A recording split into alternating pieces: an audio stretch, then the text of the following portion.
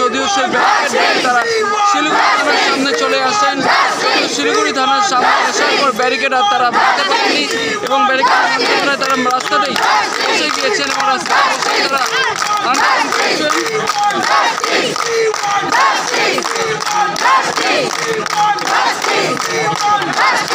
দেখছেন যে বিধায়ক শঙ্কর ঘোষ এখানে উপস্থিত হয়েছেন।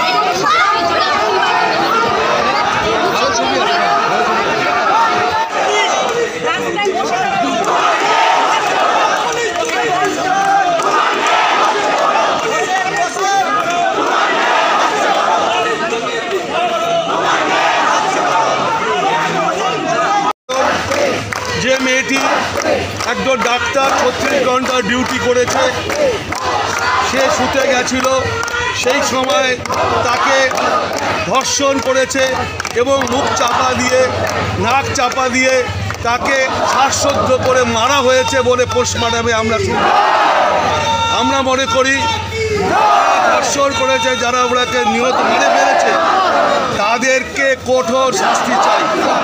একজন নয়, অনেকে ছিল বলে আমরা জানতে পারছি।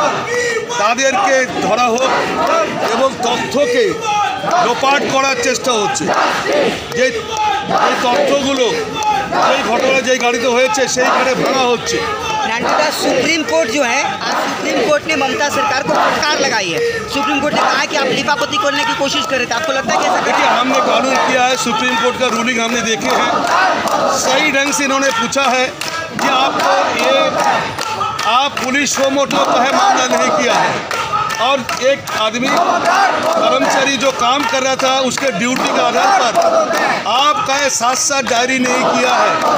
सुबह गुजर गया और रात में आप डायरी कर रहे हैं, जो दाह होने का बाद और दाह होने का पहले 3 घंटे के अंदर उसका घर में देखने भी नहीं दिया और जो लोपाट कर रहे हैं, जो घटना जहाँ हुआ है वहाँ छोड़ के